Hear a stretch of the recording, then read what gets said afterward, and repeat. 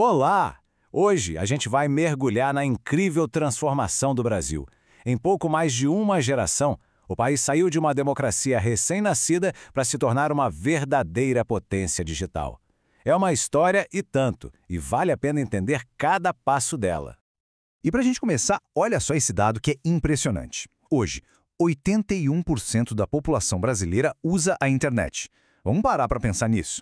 São mais de 4 em cada 5 pessoas conectadas. Num país com as dimensões do Brasil, isso é...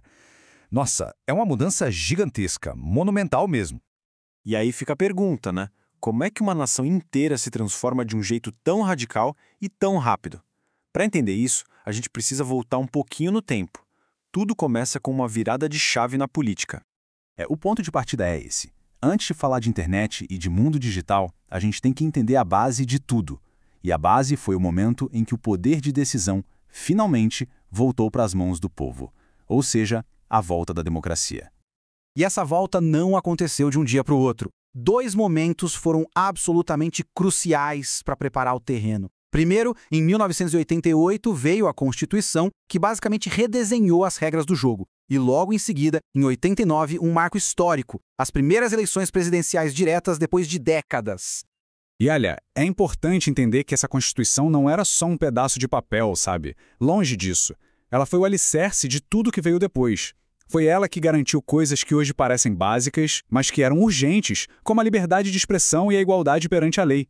Foi isso que criou um ambiente, um terreno fértil para uma democracia mais estável, onde diferentes grupos políticos poderiam de fato alternar no poder.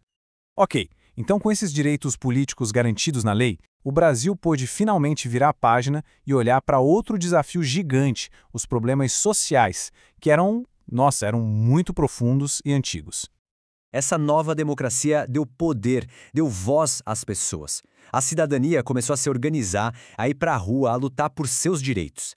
E isso levou a mobilizações enormes, como aquelas que a gente viu em 2013, as famosas Jornadas de Junho, com gente no país inteiro pedindo mais qualidade na saúde, na educação, no transporte.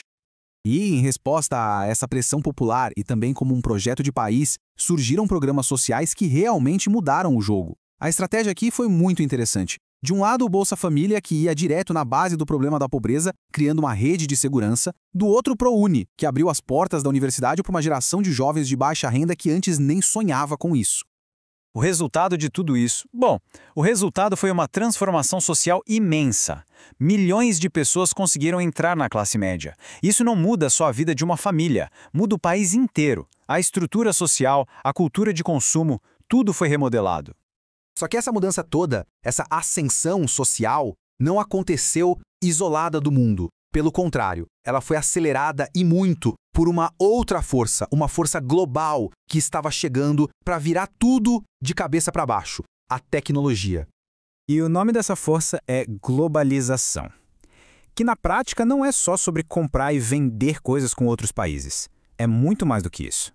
É sobre conectar o Brasil com o resto do planeta e, mais importante ainda, conectar os próprios brasileiros entre si de um jeito que nunca tinha sido possível antes. A popularização da internet funcionou como uma espécie de dominó. Uma peça derrubou a outra. De repente, a informação deixou de ter um dono, sabe? Ela não estava mais concentrada na mão de poucos. Qualquer um, em qualquer lugar do país, passou a poder não só acessar, mas também produzir e espalhar conteúdo, ideias, cultura para o mundo inteiro e em tempo real. E é interessante que, ao mesmo tempo que o Brasil se conectava com o mundo, ele também começou a olhar mais para dentro. Essa nova era trouxe uma valorização muito importante da nossa própria diversidade. Foram criadas leis que garantiram que as histórias e as culturas afro-brasileira e indígena fossem finalmente reconhecidas e ensinadas nas escolas como parte essencial do que é ser brasileiro. E com isso, a gente fecha o círculo e volta para o começo da nossa conversa. Lembra daquele número dos 81% de brasileiros conectados? Pois é, agora a gente vai ver a realidade complexa que existe por trás desse número. A ideia, a grande promessa, era que a internet daria voz a quem não tinha, que ela iria aprofundar a democracia. Mas, como a gente vê aqui nessa citação, a realidade se mostrou um pouco mais complicada. Veio um paradoxo. A mesma tecnologia que democratizou o acesso à informação também abriu uma porteira gigantesca para a desinformação. Então, o desafio que a gente vive hoje é esse. São as duas faces da mesma moeda. De um lado, Está a promessa incrível da cidadania digital, da inclusão, de dar voz a todo mundo.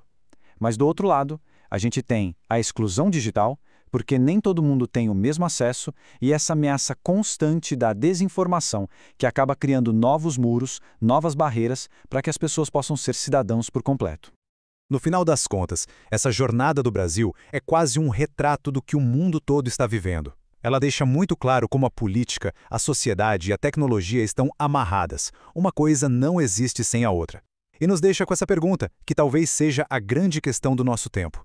Nesse mundo que está, ao mesmo tempo, super conectado pela informação e super dividido pela desinformação, o que de fato significa ser um cidadão hoje em dia?